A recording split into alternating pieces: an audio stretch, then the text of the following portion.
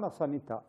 L'argomento di questa puntata è hospice pediatrico e per fare questo abbiamo ospite il dottor Luca Manfredini, che è responsabile dell'hospice pediatrico del Gaslini. Ha ricevuto il premio Esculapio d'Oro nel 2014, quindi è ancora vicino il senso di questo Esculapio d'Oro. Senti, l'hospice pediatrico che cos'è? È stato definito un tassello fondamentale per le cure palliative. Spiega un po' che cos'è l'hospice, poi parliamo di cure palliative. Ok, intanto grazie per l'invito Giancarlo e grazie per tenere in considerazione questo argomento, che è un argomento estremamente particolare. Anzi, prima diciamo che cosa sono le cure palliative. Allora, le cure pediatriche sono l'attiva presa in carico del bambino come corpo, mente e spirito e della sua famiglia, quindi dei genitori, dei fratellini, nell'ottica del garantire la migliore qualità di vita possibile. Quindi i bambini che vengono gestiti da un servizio di cure palliative sono bambini con patologie inguaribili, bisogni assistenziali complessi, dove vi è ovviamente un rischio di morte. Quindi l'obiettivo delle cure palliative non è purtroppo guarire i bambini, nel senso che sono bambini inguaribili, ma prendersi cura di questi bambini e quindi gestirli al meglio, non solo per quanto riguarda i loro problemi fisici, ma quanto riguarda i loro problemi psicologici e spirituali. Sono anni che ti occupi di queste cure palliative? Io ho iniziato nel 1998 in modo assolutamente volontaristico, nel senso che mi piace ricordarlo, Alessandro era un bambino di 12 anni che era recidivato dopo un trapianto di midollo per una leucemia e ha chiesto di andare a casa. Allora abbiamo costruito, grazie a lui, un percorso di assistenza domiciliare. Le cure palliative, lo dicevi, sono organizzate queste cure domiciliari? Dicevi, l'hospice è un tassello fondamentale. Le cure palliative si svolgono in 3 diversi ambienti, che sono l'ospedale, sono l'hospice, ma soprattutto sono il domicilio. Questo sarebbe il percorso. Questo è il percorso e quindi sono un tassello. E se posso dire, noi abbiamo chiamato la nostra struttura di cure palliative intraospedaliere come il guscio dei bimbi. Il guscio dei bimbi perché? Il guscio è il carapace che protegge la tartaruga, un animale fragile, e gli dà sicurezza, lo accoglie. D'altra parte il guscio è una cosa che si può spostare, quindi si sposta dal reparto per acuti, noi riceviamo pazienti dalla rianimazione, dalla patologia neonatale, dalle chirurgie, dalle medicine del Gaslini, prepariamo i genitori e i bambini per la domiciliazione e li accompagniamo nel loro percorso fino a domicilio. Questo guscio dei bimbi è il secondo nato in Italia. Ora, io vorrei fare una piccola osservazione. Gli hospice è già un po' che esistono per i grandi, per gli adulti. Come mai che abbiamo tardato così tanto? E se è vero che abbiamo tardato così tanto per costruire questo tassello fondamentale, che è veramente fondamentale? Allora, in Italia è successo un po' quello che è successo in Inghilterra con un anticipo all'incirca di 30 anni. L'hospice dell'adulto in Inghilterra nasce alla fine degli anni 60, l'hospice per adulti, mentre gli hospice pediatrici nascono con una trentina di anni di distanza.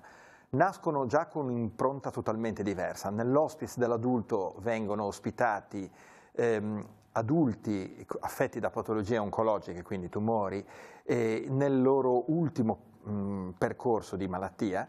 Negli hospice pediatrici già nella fine degli anni 80 invece vengono ospitati bambini con patologie inguaribili, quindi gran parte dei pazienti che vengono appunto ricoverati negli hospice pediatrici sono bambini che poi vengono invece accompagnati a domicilio.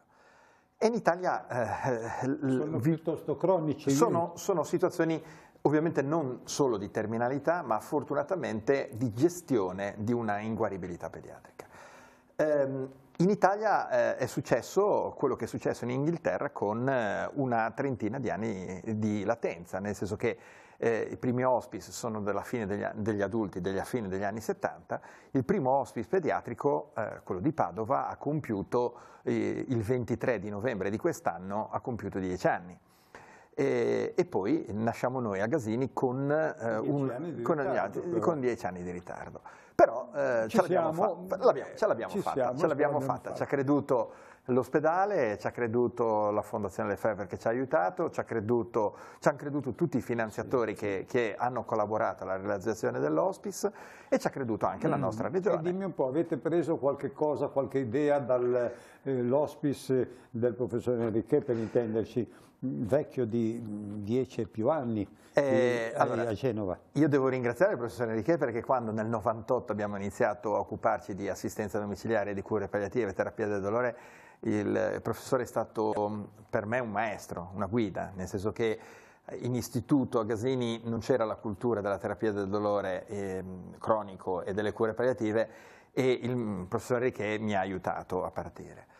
Sì, in parte abbiamo avuto una spinta anche dalla Gigi Ghirotti, anche se devo dire che l'hospice del bambino è strutturato un po' in modo diverso rispetto a quello del... L'allievo ha superato il maestro? No, l'allievo non ha superato il maestro, ma ha iniziato una sua strada, nel senso che rispetto a quello che succede in un hospice dell'adulto, noi abbiamo una spinta in più, che sono i nostri pazienti, che sono i nostri bambini. I nostri bambini ci chiedono di crescere e noi dobbiamo aiutarli a crescere in questo. E quindi è stato fondamentale il prof nell'indirizzarmi e darmi sicurezza. Ma poi dopo devo io camminare con le tue gambe. Poi ho dovuto camminare con le mie gambe, assolutamente. E ti sono venute delle idee anche geniali.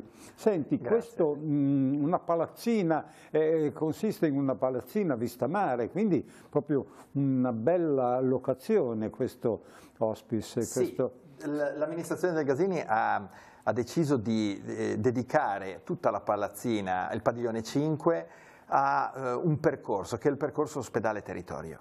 Al secondo e al terzo piano in questo momento c'è l'hospice, al secondo piano ci sono gli alloggi dove vengono ospitati i bambini e le loro famiglie, al terzo piano abbiamo una stanza per le riunioni, una sala medica, una stanza per i colloqui e per gli incontri e poi i servizi che sono gli spogliatoi e devo dire un bellissimo terrazzo che tra l'altro c'è stato regalato da una ONLUS, un'associazione che si chiama Amici con Pietro, dei ragazzi che hanno fatto una raccolta e ci hanno regalato un terrazzo dove poter far godere del bel tempo i nostri pazienti, lo spazio aperto dell'hospice. Camerette come mini appartamenti, camerette come mini appartamenti colorati, con uno spazio dedicato ai genitori per poter cucinare, quindi abbiamo i fuochi, abbiamo il microonde, esiste un piccolo frigo, i genitori possono cucinare quello che ritengono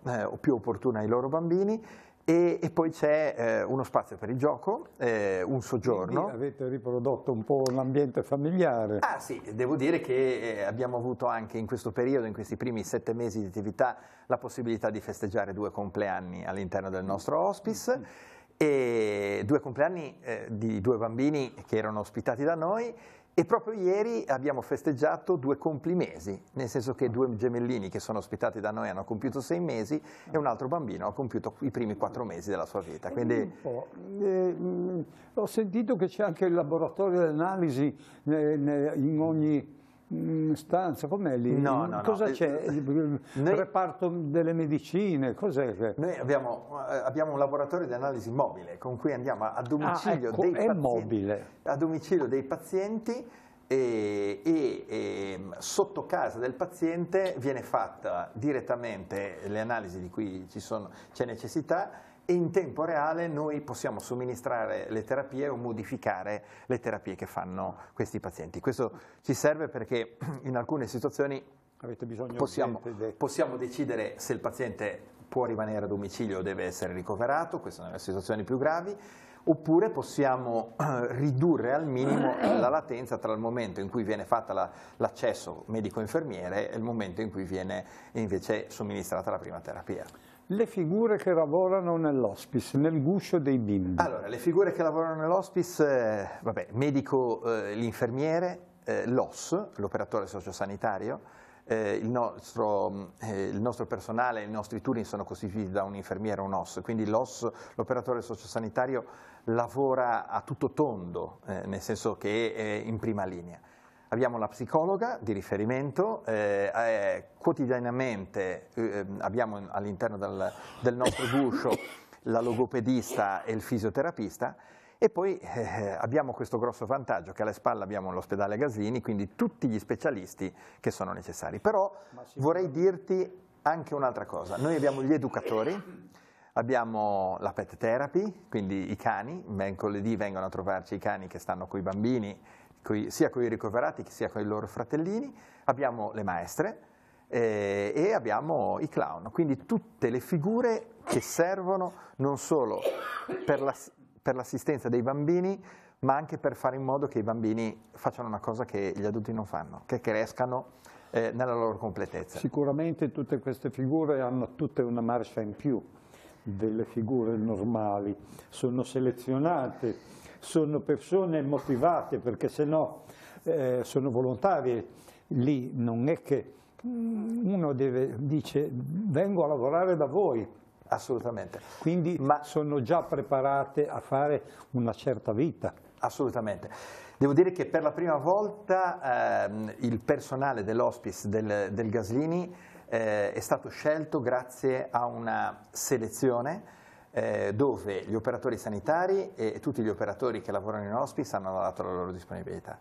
C'è stata anche una selezione motivazionale, quindi 2 psicologhe hanno fatto colloqui con le persone che hanno dato la loro disponibilità e per cercare di scegliere il meglio, questo non solo per i pazienti ma anche per la protezione degli operatori che andavano a lavorare in hospice.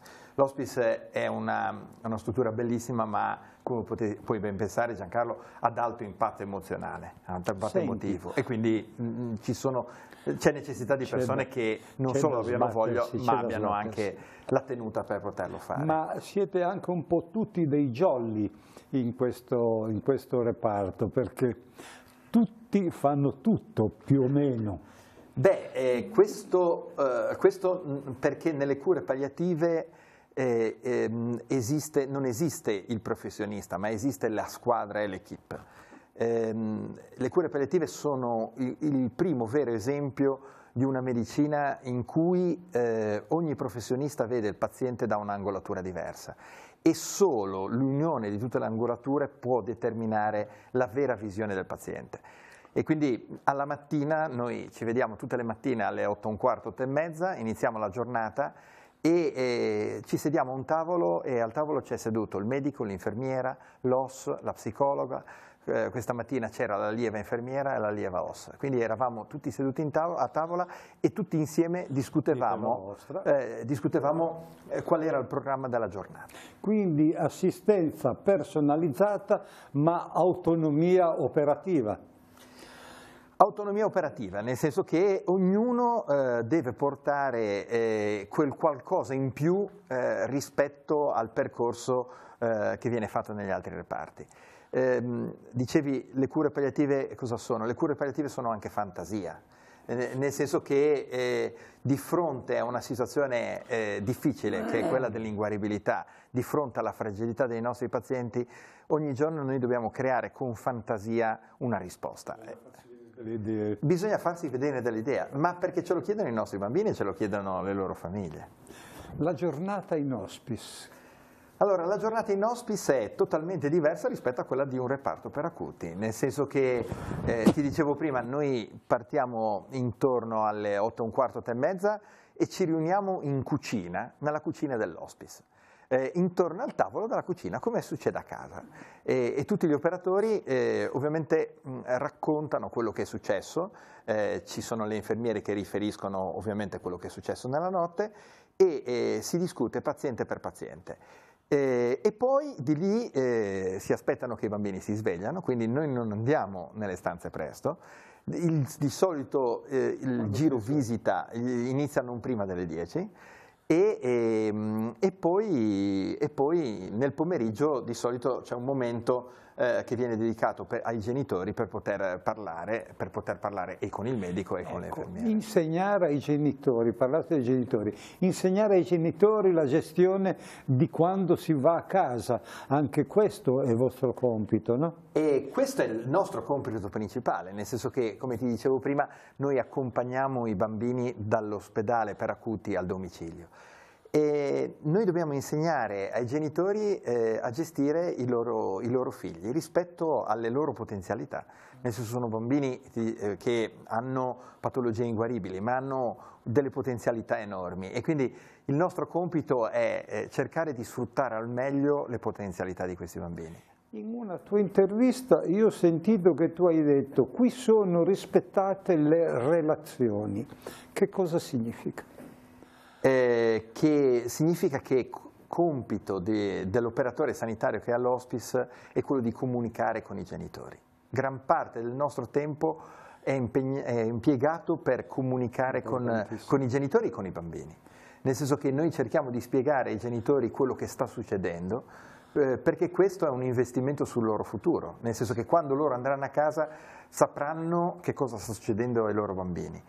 Questo non perché non vogliamo essere coinvolti continuativamente, ma perché loro diventano protagonisti dell'assistenza dei loro bimbi. E bisogna che sappiano, che capiscano dove si va, dove sta andando. Assolutamente. E quindi comunicare, e la relazione è fondamentale. È tempo di cura. La tipologia dei ricoveri. Ci sono vari tipi di ricovero. Ci sono vari tipi di ricoveri. Allora, il primo ricovero, come avevamo detto fino adesso, è un ricovero in cui noi abilitiamo i genitori nell'assistenza dei loro bambini.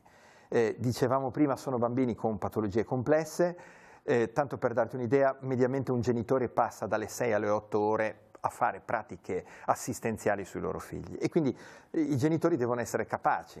Sono bambini che hanno presidi recettivi, e quindi hanno presidi tipo la tracheostomia, il ventilatore, la PEG, e quindi devono essere capaci a gestire queste cose. La seconda tipologia di ricoveri è rappresentata dai bambini che sono a domicilio, c'è qualche cosa che non va, allora vengono in hospice per diciamo, rimettere in sesto la terapia. A casa spesso non è possibile, proprio perché devono essere osservati attentamente, e allora vengono in hospice e lì rimoduliamo la terapia. Poi c'è la famiglia più sveglia e quelli un po' più addormentati. Quindi... E quindi in alcune situazioni. La terza tipologia sono i ricoveri di sollievo. Ci sono delle situazioni in cui la famiglia è stanca, fa fatica a gestire il loro bimbo a domicilio, e quindi... No, non è il burnout, il burnout è un altro discorso. Sono proprio ricoveri di sollievo, nel senso che noi offriamo la possibilità di venire in hospice, e al bambino non ci deve pensare la mamma o il papà, ma ci pensa il personale che è in assistenza.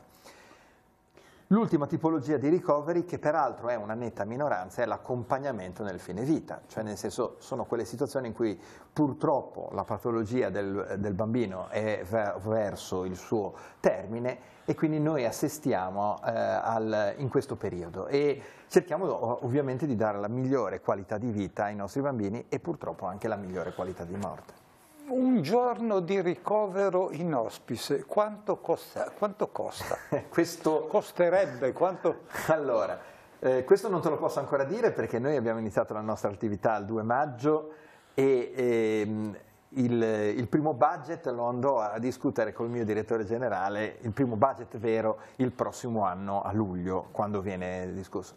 Ti posso dire che la Regione Liguria ha deliberato prontamente il costo quanto viene corrisposto all'istituto per una giornata di ricovero, ed è la cifra di 500 euro. Quindi 500 euro ogni singola giornata di ricovero presso la nostra, per ogni paziente ovviamente. E dimmi un po', un'altra domanda: e se non ci fosse il Servizio Sanitario Nazionale, che cosa succederebbe?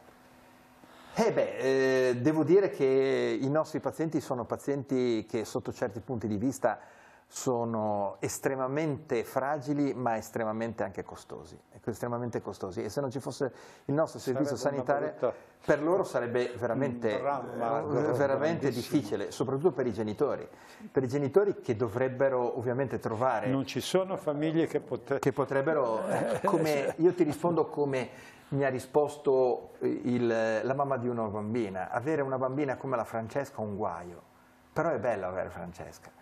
È un guaio perché la mamma di Francesca passa 8 ore a fare procedure sulla propria bambina. Devo dire che è una bambina estremamente impegnativa. Però, come ti dice la mamma di Francesca, io cambierei tutto nella mia vita, ma non cambierei Francesca.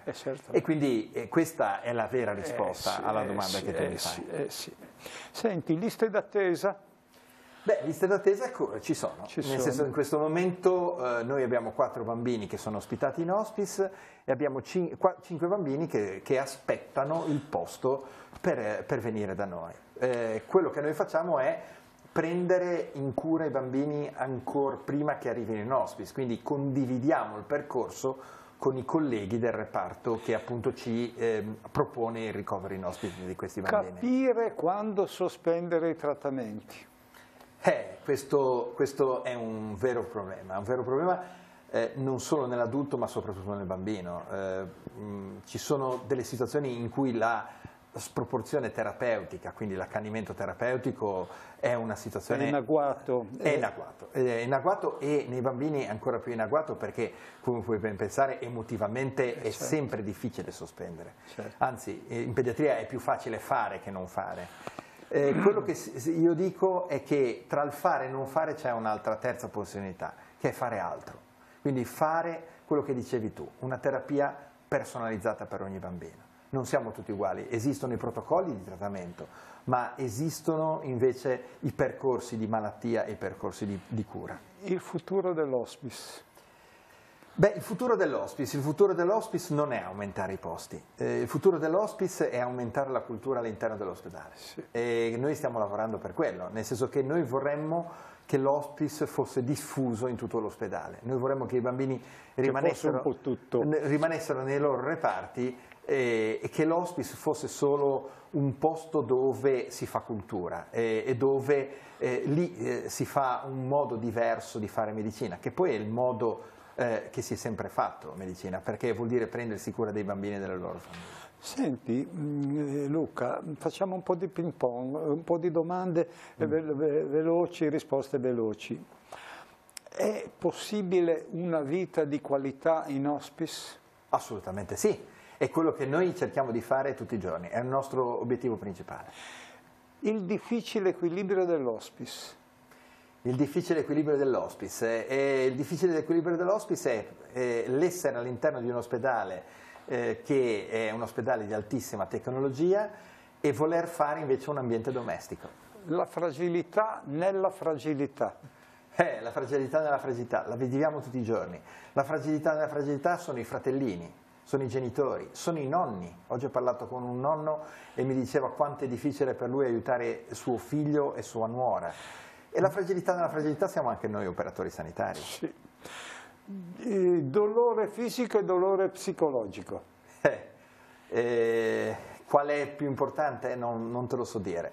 Vanno a braccetto, tutti e due. E devo dire che sempre di più in ambito pediatrico ci troviamo di fronte a dei dolori che sono manifestazioni della sofferenza. I desideri dei bimbi. I desideri dei bimbi sono il nostro motore. Sono il nostro motore, nel senso, oggi una bambina mi ha detto il giorno di Natale io vorrei che mi venisse a trovare il mio cagnolino. Dobbiamo lavorare per questo. Le paure dei bimbi. Le paure dei bimbi sono le paure di essere abbandonati. E quindi è una domanda collegata. E il bimbo quando si sente garantito? Si sente garantito quando sa che si può fidare non solo dei suoi genitori ma di tutte le persone che gli stanno intorno e quindi noi su quello dobbiamo lavorare. Il bambino mi dici che può rimanere mesi e mesi in hospice o in cure palliative. questo organismo che è in crescita nonostante la malattia, nonostante le cure. Come avviene questo? Spiega un po' com'è questo brevemente. È la sfida fondamentale delle cure palliative pediatriche. È un paradosso, no? Nel senso che noi ci troviamo di fronte a un'inguaribilità e dall'altra parte invece dobbiamo assicurare la crescita dei nostri pazienti. È una sfida, ma è anche il bello, perché, come ti dicevo prima, è il bambino stesso che ci chiede di crescere. Noi abbiamo avuto l'opportunità di ospitare all'interno della nostra struttura dei lattantini molto piccoli, 2 mesi e mezzo, siamo arrivati addirittura ai post-adolescenti di 100 kg. E questo è il bello della pediatria. Cure palliative e università. Rapidissimo. Devo dire che a Genova non siamo messi male, nel senso che all'interno dell'insegnamento di pediatria c'è la possibilità per gli studenti di avere 2 ore di lezione di terapia del dolore e cure palliative. All'interno della scuola di specialità c'è la possibilità di avere lezioni. Da noi vengono a frequentare gli specializzandi in pediatria e vengono anche a frequentare le allieve infermiere pediatriche. Scrambler therapy, non so se l'ho pronunciato bene. Sì. Che cos'è? La scrambler therapy è una innovativa terapia che noi utilizziamo per i pazienti con un dolore neuropatico, quindi con un interessamento dei nervi o un dolore misto. Praticamente scrambler vuol dire facciamo confusione nel sistema nervoso. È come se per nascondere il nostro colloquio qualcheduno mettesse una musica più forte di noi. E la musica più forte di noi è una musica che il cervello del nostro paziente avverte come una musica positiva. La dignità del bimbo e della sua famiglia. Questo è un altro grosso obiettivo del nostro lavoro. In dignità e integrità del bambino e della famiglia. Noi dobbiamo rispettare i nostri pazienti sono degli splendori, sono dei doni e quindi la dignità è uno dei principi che regola la loro giornata, ma regola anche la nostra attività all'interno della nostra giornata di lavoro. La dignità della Repubblica Italiana. Allora, in cure palliative devo dire che la Repubblica Italiana si è posizionata bene, nel senso che nel 2010 è stata promulgata la legge 38, che assicura il diritto di ogni cittadino a ricevere terapia del dolore e cure palliative adeguate. E quindi questo assicura la dignità dei cittadini italiani. Noi all'estero siamo visti come una buona legge. Il problema è che purtroppo questa legge, come abbiamo detto all'inizio, viene rispettata, sì, ma diciamo l'attuazione di questa legge è un po' a macchia di leopardo, ma come spesso succede nella nostra Repubblica. Il coinvolgimento emotivo è un pericolo o un lasciapassare? Allora, il coinvolgimento emotivo intanto esiste e non possiamo farne a meno, soprattutto quando i nostri pazienti sono dei bambini e spesso sono coetanei dei nostri figli. Quindi questo ci permette, sotto certi punti di vista, di essere più attenti a quello che succede perché possiamo in parte capire cosa succede nel cuore dei genitori. Dobbiamo cercare di fare quelli che non sono coinvolti nell'incidente, ma quelli che stanno alla finestra. Perché se siamo coinvolti nell'incidente non serviamo né ai nostri pazienti, non serviamo ai genitori, ma soprattutto non serviamo a noi stessi, perché siamo travolti da questa tempesta di emozioni. Senti, noi abbiamo terminato, il tempo è passato, vorrei dirti una cosa. Tu hai ricevuto il premio Sculapio d'Oro. Se fosse in me, io te ne darei un altro di questi premi, da quanto ti stai occupando bene di questa materia e di questo hospice. Grazie. Noi abbiamo terminato, ringrazio il dottor Luca Manfredini, responsabile dell'hospice Il Guscio dei Bimbi del Gaslini, ringrazio il nostro cameraman e regista Christian, ringrazio voi telespettatori e vi do appuntamento alla prossima puntata. Grazie. Arrivederci. Buonasera.